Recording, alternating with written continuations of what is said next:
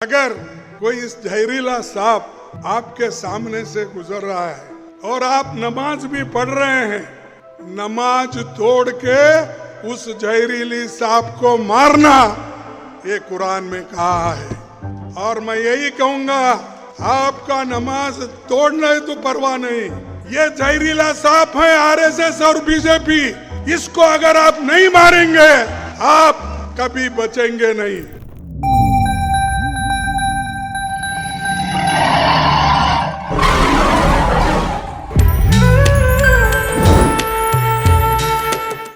नमस्कार मित्रों, उदय India digital में आपका स्वागत है। मैं हूं दीपक कुमार रथ। मित्रों, इलेक्शन की बाजार है। चार राज्यों में विधानसभा का चुनाव चल रहा है और इस बीच में जनता को तरह तरह की सामान इन द सेंस की प्रलोभन कह सकते हैं, मैनिफेस्टो कह सकते हैं, अलग अलग पॉलिटिकल पार्टीज सामने रख रहा है थाली पर। अब जनता किसको एक्सेप्ट करेगा, किसको नहीं करेगा, किसको पसंद करेगा, किसी को नहीं करेगा, ये जनता के ऊपर डिपेंड करता है। लेकिन कभी कभी आरोप प्रत्यारोप को लेके जिस लेवल तक बड़े बड़े नेता, खास करके कांग्रेस की प्रेसिडेंट हो या बीजेपी का प्रेसिडेंट हो या सीनियर लीडर्स अलग अलग पार्टी का हो, एक दूसरे के ऊपर जब भी आरोप लगाते हैं, कभी कभी वो भूल जाते हैं कि आखिर हम एक सभ्य समाज में हैं और भारत जिसको मदर ऑफ डेमोक्रेसी कहा जाता है, ऐसे राज्य में, ऐसे देश में हमको किस तरह से भाषा का यूज करना चाहिए वो भूल जाते हैं हमारा नेता लोग। अनेकता में एकता भारतीयों का विशेषता ये कहा जाता है। कटक से अटक तक, कश्मीर से लेके कन्याकुमारी तक भाषा अलग है, वेश अलग है, संस्कृति अलग है, लेकिन सब भारतीय है। तो ये जो भारतीय लोकतंत्र की सबसे बड़ी ताकत के नाते उभरा हुआ है वो क्या है? ये उसकी विविधता, विचार की बहुलता। यहां राजनीतिक मतभेद हमेशा से रहा है, रहना भी चाहिए, लेकिन इन मतभेदों को अभिव्यक्ति की जो मर्यादा की बात मैंने कहा है, एक मर्यादा रहना चाहिए। जब देश एक प्रमुख राष्ट्रीय पार्टी के देश की अध्यक्ष कांग्रेस के मल्लिकार्जुन खड़गे सार्वजनिक मंचों से ऐसा भाषा का इस्तेमाल करते हैं जिसमें राजनीतिक विरोधियों को जहरीला सांप, कोट अनकोट जहरीला सांप बताकर खत्म करने जैसे उपमाएं दी जाती है। और यह केवल एक बयान नहीं रहता, ये एक लोकतांत्रिक संवाद के स्तर पर एक गंभीर प्रश्न बन जाता है। जिस तरह के बयान सामने आ रहे हैं उसके साफ लगता है कि कांग्रेस मुसलमानों को, बीजेपी आरएसएस सदस्यों को मारने के लिए उकसा रही है। असम की एक चुनावी रैली में खड़गे कहते हैं, I will quote it, Quran में लिखा है कि नमाज के वक्त भी अगर जहरीला सांप दिखे तो उसे मार दो। आरएसएस बीजेपी वही सांप है, अगर आप उन्हें नहीं मारेंगे तो बचोगे नहीं, अनकोट। समझ लीजिए कि इतनी बड़ी पार्टी के अध्यक्ष एक चुनाव सभा में ऐसे वक्तव्य देते हैं आरएसएस और बीजेपी के बारे में।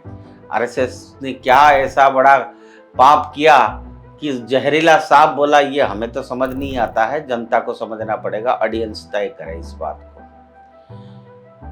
राष्ट्र के उत्थान के लिए, राष्ट्र की संस्कृति के लिए, सनातन धर्म की उजाड़ के लिए, देश के लिए हमेशा से, कभी भी देश को कोई आपदा आता है, अगर कोई खड़ा होता है तो राष्ट्रीय स्वयंसेवक की संघ की स्वयंसेवक पहले लाइन में, पहले पंक्ति में खड़ा होता है। लेकिन आज ऐसा लगता है कि कांग्रेस अध्यक्ष इस तरह की भड़काऊ बयान देकर खुलेआम मुसलमानों को बीजेपी आरएसएस पर हमला करने के लिए उस्का रही है। क्या भारत का चुनाव आयोग सो रहा है? क्या उसे उसका संज्ञान नहीं लेना चाहिए? नफरत की जवान में एक गहरीली बीमारी छिपी है। ये जो है घिनौनी, खतरनाक और एक राष्ट्रीय पार्टी का अध्यक्ष की तरफ से बिल्कुल भी मंजूर व या आशा नहीं किया जाता, अपेक्षा नहीं किया जाएगा। मल्लिकार्जुन खड़गे का ये कहना है कि बीजेपी और आरएसएस एक जहरीले सांप की तरह है जिन्हें मार देना चाहिए और कोई सामान्य राजनीतिक बयानबाजी नहीं है। इस तरह की भाषा लोकतंत्र में शोभा नहीं देती है खड़गे जी, और यह कोई जवान की मामूली फिसलने वाली बात भी नहीं है। कांग्रेस के पूरे माहौल में इस तरह की राजनीति की पुरानी आदत है। ये एक पैटर्न की इशारा करता है, नैरेटिव से एक पैटर्न है इनका, और ये पैटर्न उस राजनीति को दर्शाता है जिसमें वैचारिक बहस की जगह भावनात्मक उस्काव और विरोध के चरित्र हनन की प्राथमिकता दी जाती है। इस तरह की भाषा का सबसे बड़ा नुकसान यह है कि यह समाज में विभाजन को गहरा करती है। जब एक राष्ट्रीय नेता किसी विशेष संगठन जैसे संघ या भाजपा इस तरह के रूपक में प्रस्तुत करता है तो यह केवल राजनीतिक आलोचना नहीं रहती है, बल्कि ये उस संगठन से जुड़े लाखों करोड़ों कार्यकर्ताओं और समर्थकों के प्रति एक नकारात्मक खतरनाक संदेश भी बन जाती है। इससे सामाजिक तनाव बढ़ सकता है और राजनीतिक संवाद की गुणवत्ता गिरती भी है। खड़गे जी की जहरीले सांप या फिर सोनिया गांधी का बदनाम मौत का सौदागर जो उन्होंने कहा था, ये बयान हो या राहुल गांधी का गंभीरता के बजाय मजाक उड़ाने का रवैया, ये एक उलझी हुई बात है, क्योंकि बार बार कांग्रेस नेता ऐसे भाषा का इस्तेमाल करते हैं जिसका मकसद लोगों को अपनी बात मनवाना नहीं बल्कि उन्हें इंसानियत से गिराना होता है, और फिर वे चुनाव दर चुनाव हारते रहते हैं। अब कांग्रेस बिना किसी हिस्टीरिया के राजनीतिक लड़ाइयाँ लड़ने में सक्षम नहीं लगती, वो बिना किसी को बुरा दिखाए बहस नहीं कर सकती है। अरे भाई, आलोचना करने के लिए रूलिंग पार्टी के लिए आप उनकी पॉलिसी को आलोचना करिए। आसाम में बीजेपी का हेमंत बिस्वा शर्मा के नेतृत्व में मुख्यमंत्रित्व में क्या कमी है, क्या जरूरत था नहीं कर पाया, वो जनता के सामने बताइए आप, या आप ये बताइए कि बीजेपी ने ये काम करने के लिए विफल रहा है और कांग्रेस सरकार में आएगा तो ये भी आखिर में क्या आसाम में कांग्रेस का सरकार इतने साल तक था, आपको भी जनता ने मौका दिया था, अब बीजेपी को मौका दिया है, बीजेपी का गलती की नहीं है, आलोचना करिए, लेकिन इस तरह से गिरते हुए स्टैंडर्ड या भाषा को लेके नहीं। वो बिना किसी की बुराई करते हुए क्या विरोध नहीं किया जा सकता है? और फिर वो सोचते हैं कि वोटर उससे बार बार क्यों नकार देता है, क्या जनता को ऐसा अच्छा लगेगा? खड़गे जी सोचते हैं कि अगर आप अपने विरोधियों को इस तरह से नीच भाषा में अगर चुनाव सभा में संबोधित करेंगे तो क्या ये कितना ठीक है, ये जनता तय करना चाहिए। हमारा काम है हम आपके सामने ही बात रखा।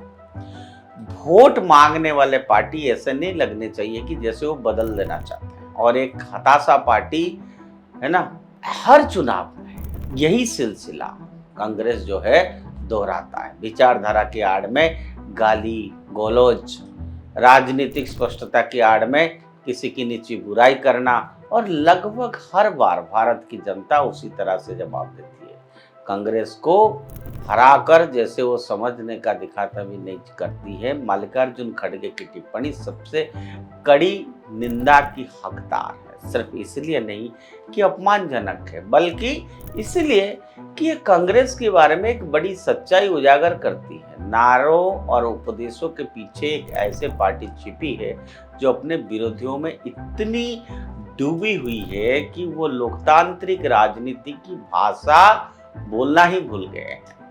अंततः सवाल केवल एक बयान या पार्टी का नहीं है, बल्कि पूरे राजनीतिक तंत्र का है।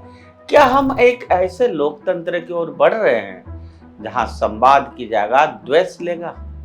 क्या राजनीतिक प्रतिस्पर्धा अब वैचारिक बहस के बजाय व्यक्तिगत और सांकेतिक हिंसा पर आधारित होगी? इन सवालों का जवाब हमने आज भी ढूंढना होगा। मित्रों, इलेक्शन आया है, इलेक्शन चला जाएगा। आप लोगों को अपने कल लास्ट एपिसोड में ही मैंने कहा था कि आप अपने चिंताशील अपने चिंतन से, अपने विचार से जिसको ठीक लगता है वोट दीजिए। और कैसे लोकतंत्र में न्याय मिलेगा, जिसमें देश की भला होगा, आप उन्हीं को चुनिए। लेकिन चुनाव की बाजार में ये जो इस तरह से भाषा का प्रयोजन करते हैं, आप उनको पहचान लीजिए कि ये लोग कौन है, इनकी विचार क्या है, इनकी संस्कृति क्या है, कि सिर्फ राजनीति में, पॉलिटिक्स में चुनाव जीतने के लिए क्या हम इतने गिर सकते हैं। आज के लिए इतना। उदय इंडिया से जुड़े रहिए और आगे भी हम चुनाव को लेके और कई बातें आपके सामने रखेंगे और तय आपको करना है। भारत माता की जय।